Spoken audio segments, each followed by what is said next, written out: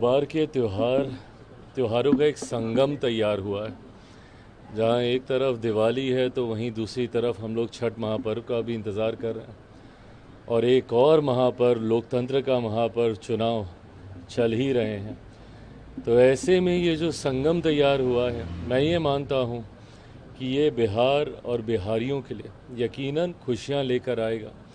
इस बार की दिवाली वैसे भी हमारे प्रधानमंत्री जी ने और खुशियों भरी कर दी है। जिस तरीके से जीएसटी रिफॉर्म्स आए हैं, उन्होंने दिवाली को और ज़्यादा खुशनुमा किया है। बाज़ारों में जिस तरीके की भीड़ देखने को मिल रही है, ये दर्शाता है कि ये दिवाली खुशियाँ लेकर आई है, उत्साह के साथ आई है।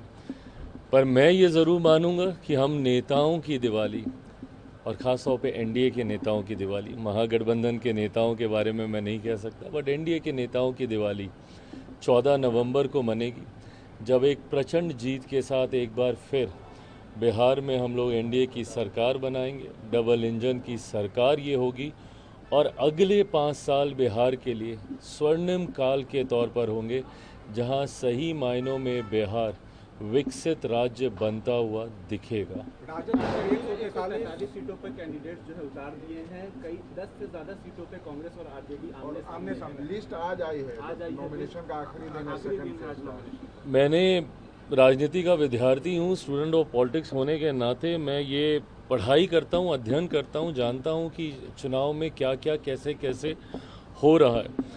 पर मैंने अपने जीवन काल में कभी इस तरीके का चुनाव नहीं देखा जहाँ पे इतना बड़ा गठबंधन इस तरीके से बिखराव की कगार पर आ गया। मतलब सीटों के चयन में समझ में आ सकता है कि शायद विवाद हो, पर अभी तक सीटों की संख्या तक गठबंधन नहीं डिसाइड कर पाया है।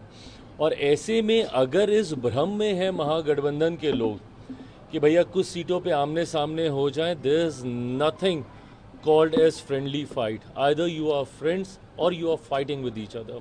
ये दोस्ताना संघर्ष राजनीति में नहीं होता है, ये गलत शब्दावली है। आप अगर एक जगह पे एक दूसरे के सामने अगर आप चुनाव लड़ रहे हैं, एक दूसरे के नेता के ऊपर आप आरोप लगा रहे हैं अपना चुनाव जीतने के लिए, तो आप कैसे मान के चल सकते हैं कि भैया दूसरे जिलों में या दूसरी विधानसभा में इसका असर नहीं पड़ेगा। आज अगर कहीं पे मैं चुनाव लड़ रहा हूं और मैं किसी दूसरे दल के बारे में कुछ यहाँ पे कह रहा हूं, तो मैं कैसे ये उम्मीद रख सकता हूं कि दूसरी विधानसभा में उस दल का और मेरे दल का एक समन्वय बैठेगा? ऐसा नहीं होता है चुनाव में। ये जो लोग हैं, जितने भी नेता हैं जो एसी कमरे में बैठ के हेलीकॉप्टर में घूमकर इन लोगों को लगता है कि भैया हम लोग ऊपर हम लोग मिल जाएंगे तो नीचे भी कार्यकर्ता मिल जाएंगे, ऐसा नहीं होता है। आप ऊपर तो हो सकता है संभवतः 1 दिन 2 दिन 4 दिन के बाद ये लोग हाथ पकड़ के एक तस्वीर खिंचा लें एक दूसरे के साथ खड़े होकर, पर जो कार्यकर्ता इनके लिए नीचे लड़ रहा है, इनके लिए झगड़ रहा है, वो कैसे एक साथ आ पाएगा? महागठबंधन ने कहीं ना कहीं अपना पूरा नुकसान, ये ना गठबंधन को जिस तरीके से इन्होंने इसमें बिखराव किया है, जिस तरीके से समन्वय नहीं बैठ पाया है, इसका बहुत बड़ा खामियाजा महागठबंधन को भुगतना पड़ेगा। एनडीए वैसे ही मजबूती से आगे बढ़ रहा था, पर अब तो कहीं ना कहीं महागठबंधन ने हम लोग को कई ऐसी सीट जो संभवतः हम लोग के लिए मुश्किल हो रही थी, उस पर भी वॉक ओवर दे दिया। गठबंधन धर्म का पालन नहीं हो रहा है, इसके भी आरोप लगाए जा रहे हैं आरजेडी के ऊपर। तो पालन तो नहीं हो रहा है भैया गठबंधन धर्म का, ऐसे थोड़ी होता है गठबंधन में। आप हम लोग के ऊपर आप आरोप लगा रहे थे कि भैया ये नाराज चल रहा है, वो नाराज चल रहा है। हम लोगों ने सारी चीज़ों को करते हुए, समय रहते हुए, हम लोगों ने ना सिर्फ सीटों का बंटवारा किया, ना सिर्फ सीटों का चयन किया, बल्कि अपने प्रत्याशी भी अब मैदान में उतर गए हैं। नामांकन में हम सब लोग जा रहे हैं। आज मैं भी, नित्यानंद जी भी, हम लोग एक साथ हैं, घटक दल एक साथ मिलके हम लोग प्रचार कर रहे हैं। मेरे प्रधानमंत्री बिहार आने वाले हैं, तो हम लोग तो पूरी तरीके से we have set the ball rolling, हम लोग तो प्रचार में लगे हुए हैं और इन लोग के अभी भी सिर्फ उटवल ही चल रहा है। हालांकि सर उम्मीदवारों के नामांकन रद्द हुए, उनका अपडेट क्या है सर?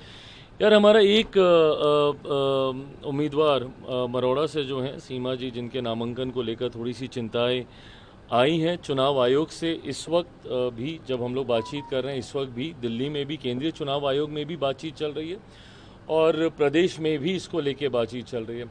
मैं होपफुल हूँ, मुझे विश्वास है, क्योंकि एक मानवीय भूल है, एक छोटी सी एरर के लिए पूरा नामांकन रद्द कर देना मुझे नहीं लगता कि उचित है। लीगल एडवाइस भी हम लोगों ने ली है।